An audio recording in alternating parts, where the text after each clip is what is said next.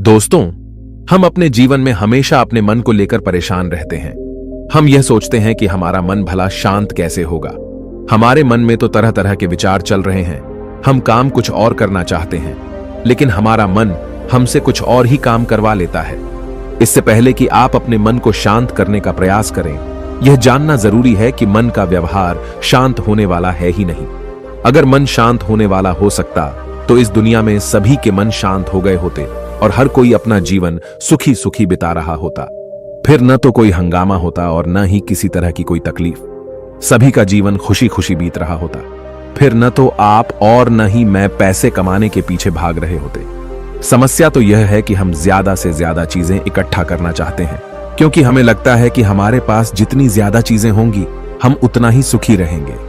लेकिन वास्तविकता तो यही है कि बाहर की किसी भी चीज में कोई सुख नहीं है और न ही उनमें कोई दुख है। और यही कारण है कि जब हम किसी चीज के पीछे भाग रहे होते हैं, जब हम कोई चीज पाना चाहते हैं, तो उसे पाकर हमें पल भर के लिए खुशी तो मिलती है, लेकिन बाद में हम उस खुशी का एहसास नहीं कर पाते। वह खुशी दुख में परिवर्तित हो जाती है। और इसी प्रकार से हम एक चीज से दूसरी चीज, दूसरी से तीसरी चीज के पीछे लगातार भागते रहते हैं, क्योंकि हमें ऐसा ही लगता है कि यदि हम वह चीज पालेंगे तो हम सुखी हो जाएंगे। लेकिन वास्तविकता में वही सुख हमारे दुख का कारण बन जाता है, जिस कारण हमारा मन बेचैन रहने लगता है। हम उस चीज को पाने के लिए तरह तरह के उपाय करते हैं, जिस कारण हमारा मन और भी बेचैन होने लगता है। और यह बेचैनी धीरे धीरे चिंता का रूप ले लेती है और हमारा मन पूरी तरह से अशांत हो जाता है। हमें कुछ भी अच्छा नहीं लगता। हमें लगता है कि जो कुछ हमने मांगा था उसका उल्टा हो रहा है। सब कुछ हमारे विपरीत जा रहा है। और फिर हम अपने मन को शांत करने के लिए ध्यान करना शुरू करते हैं, क्योंकि एक ध्यान ही वह मार्ग है जो हमें ज्ञान की ओर ले जाता है। वह हमें यह बताता है कि बाहर किसी भी चीज में कोई सुख नहीं है और न ही दुख है। दुख और सुख तो हमारे मन का भ्रम है। यह हमारे मन की एक उपज है, जिसके लालच में हमारा मन हमें यहां वहां भगाता रहता है। जैसे कि महीनों से भूखे एक भिखारी को अगर एक सूखी रोटी भी मिल जाए तो वह उसके लिए सुख है, वह उसके लिए अमृत है। और ठीक उसी के विपरीत यदि किसी धनवान के घर पर 56 प्रकार के भोग भी बन जाए, तब भी वह उसे खाकर तो दुखी ही रहेगा। यह तो उनकी मनस्थिति पर निर्भर करता है। इसे और अच्छे से समझने के लिए आज की जो कहानी मैं आपको सुनाने जा रहा हूं, इस कहानी के माध्यम से आप यह समझ पाएंगे कि हमारे मन की स्थिति क्या है और हम इसे कैसे नियंत्रित कर सकते हैं। तो चलिए बिना किसी देरी के कहानी शुरू करते हैं। एक समय की बात है, एक गांव में एक युवक रहता था जिसका मन बहुत ही अशांत रहता था। वह हमेशा तनाव में रहता। वह अपने मन को शांत करना चाहता था, लेकिन उसे कोई भी उपाय नजर नहीं आ रहे थे।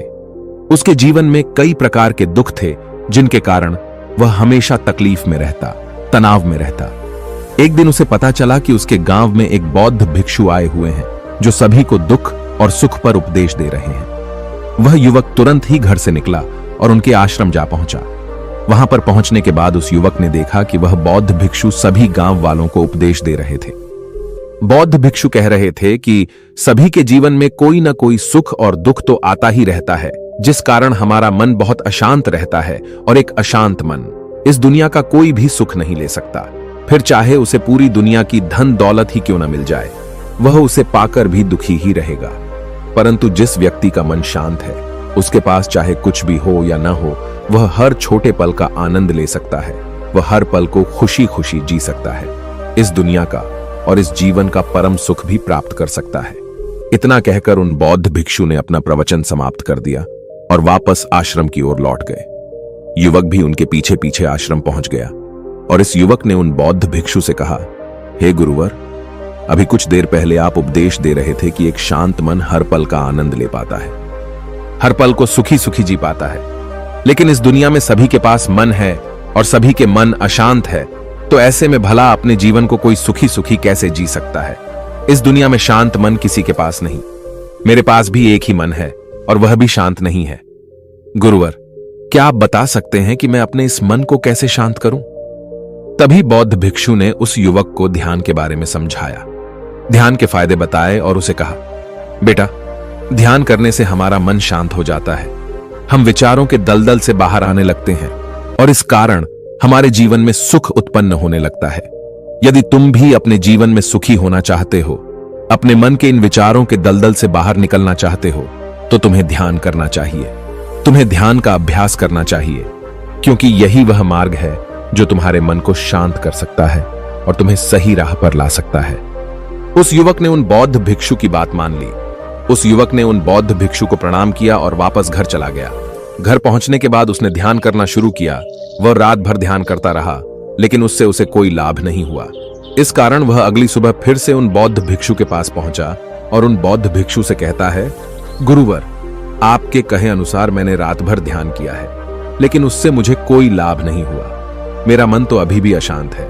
आप तो कह रहे थे कि ध्यान करने से हमारा मन शांत हो जाता है। तभी वह बौद्ध भिक्षु उस युवा से कहते हैं, ध्यान कोई एक बार करने की चीज नहीं है, ये तो अभ्यास है और धीरे धीरे समय के साथ मन शांत होता जाएगा। इस पर वह युवक कहता है, हे गुरुवर, मेरे पास इतना समय नहीं है। मुझे कोई ऐसा मार्ग बताइए जिससे जल्दी जल्दी मेरा मन शांत हो जाए और मैं खुशी खुशी अपना जीवन जीने लग जाऊं। ऐसे तो मेरा बहुत समय बर्बाद हो जाएगा। मुझे कुछ ऐसा बताइए गुरुदेव, जिससे मेरा मन आज के आज और अभी शांत हो जाए, जिससे मैं सुख की अनुभूति कर पाऊं, मुझे सुकून मिले। उस युवक की यह बात सुनकर बौद्ध भिक्षु मुस्कुराने लगे। उन्होंने उस युवक से कहा, बेटा, मेरे पास तुम्हारे लिए कुछ ऐसा है जिससे तुम्हारा मन अभी के अभी शांत हो जाएगा। इतना कहकर वह बौद्ध भिक्षु अपने आश्रम में गए और अंदर से एक घड़ा लेकर आए और उस युवक को थमाते हुए कहते हैं, जाओ और पास की बह रही उस नदी से इस घड़े में पानी भर कर लाओ। उन बौद्ध भिक्षु के इतना कहने के बाद उस युवक ने वह घड़ा हाथ में ले लिया और नदी की तरफ जाने लगा। उसके बाद मन ही मन सोच रहा था कि लगता है यह गुरु पागल है, इन्हें कुछ नहीं पता। भला यह घड़ा मेरे जीवन में शांति कैसे ला सकता है? यह मेरे मन को शांत कैसे कर सकता है? लेकिन उसके पास और कोई रास्ता नहीं था, जिस कारण उसने घड़ा लिया और पास वाली नदी के पास पहुंच गया।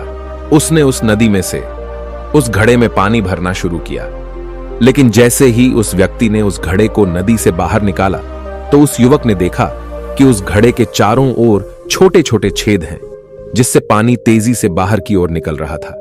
उसने लगातार कई बार प्रयास किए, लेकिन काफी बार कोशिश करने के बाद भी वह उस घड़े को पूरा नहीं भर पाया और थक हार कर उन बौद्ध भिक्षु के पास वापस लौटा और क्रोधित होकर कहता है, गुरुवर, आपने यह कैसा घड़ा दिया है?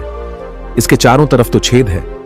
भला मैं इसमें पानी कैसे भरकर ला सकता हूं? जब भी मैं पानी भरता हूं, इस घड़े के छेदों से सारे पानी बाहर निकल जाते हैं।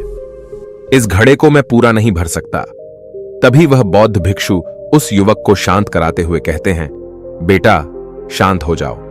तुम्हें तुम्हारे प्रश्न का जवाब ही तो दे रहा हूं, और यदि तुम क्रोधित अवस्था में इस जवाब को सुनोगे तो इसे समझना तुम्हारे लिए मुश्किल हो जाएगा। इसलिए शांत हो जाओ और मेरी बात समझने का प्रयास करो। यह जो घड़ा मैंने तुम्हें दिया है, इसे अपना मन समझो, और मन केवल दो ही प्रकार से शांत हो सकता है। पहला यह कि तुम उसे लबालब पूरा भर दो और उसमें कुछ भी और आने जाने की जगह न बचे। क्या तुम इस घड़े को इस प्रकार भर सकते हो? इस पर वह युवक कहता है, हे गुरुवर, मैं इस घड़े को लबालब नहीं भर सकता, क्योंकि जब भी मैं इसमें पानी भरता हूं, सारा पानी तो छेद से बाहर निकल जाता है। तभी वह बौद्ध भिक्षु उस युवक से कहते हैं, ठीक इसी तरह हम भी अपने मन को कभी नहीं भर सकते। हम जितना इसमें डालते जाएंगे, वह सब कुछ हमारे शरीर के द्वारा बाहर आता रहेगा।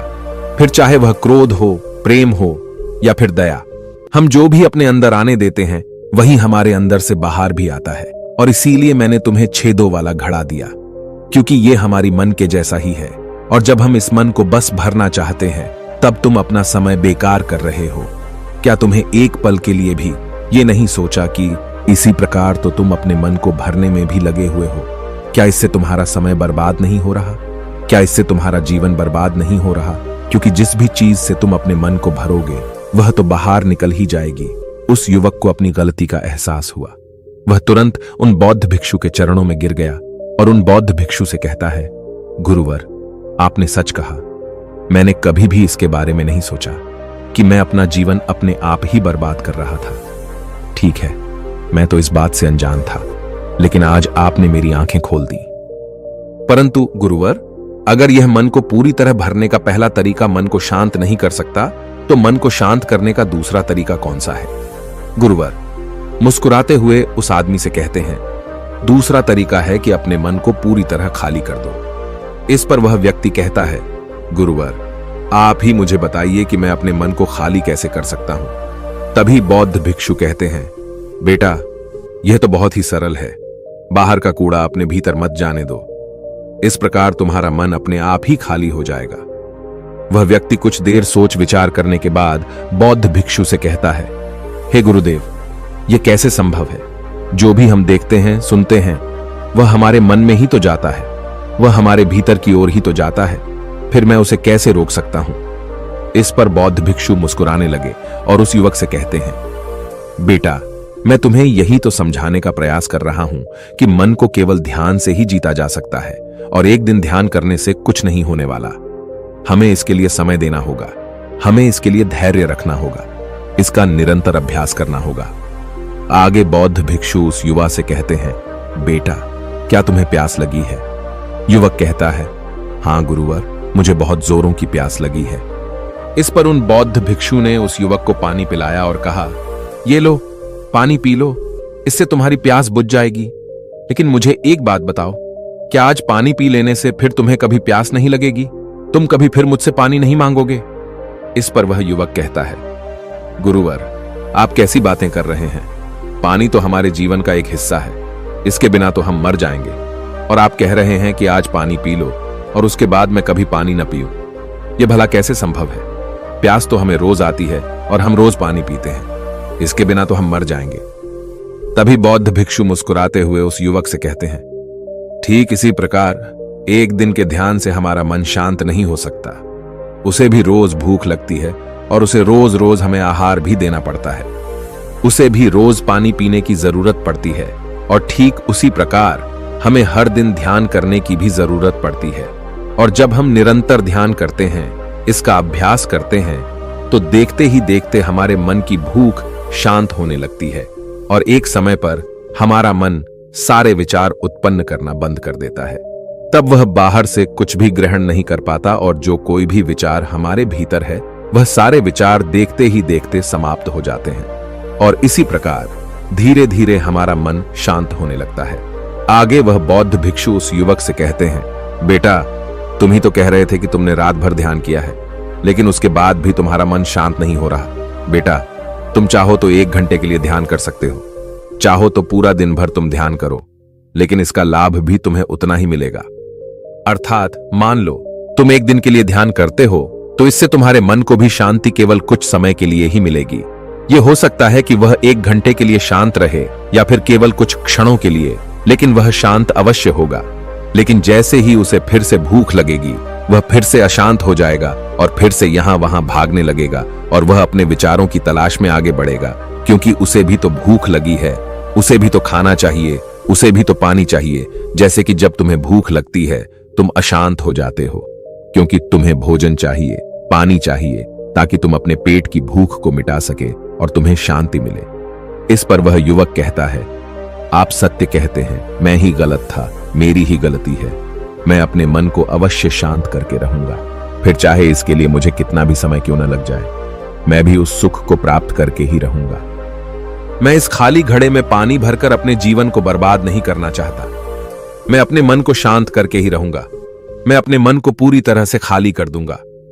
इतना कहकर उस युवक ने उन बौद्ध भिक्षुओं को प्रणाम किया और वापस अपने घर की ओर लौट गया।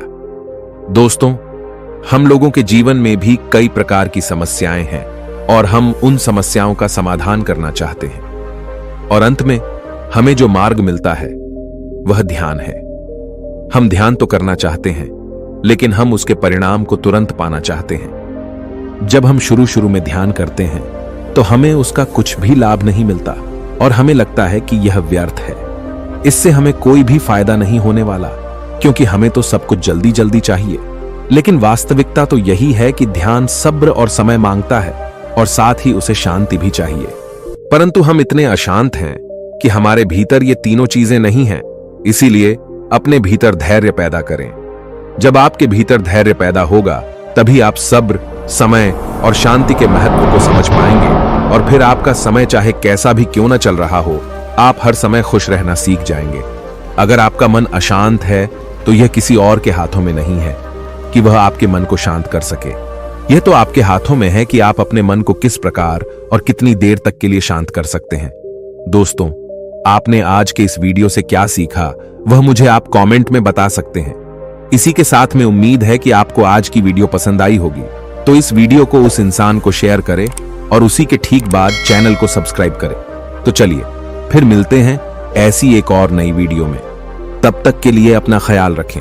धन्यवाद और नमो बुद्धाय।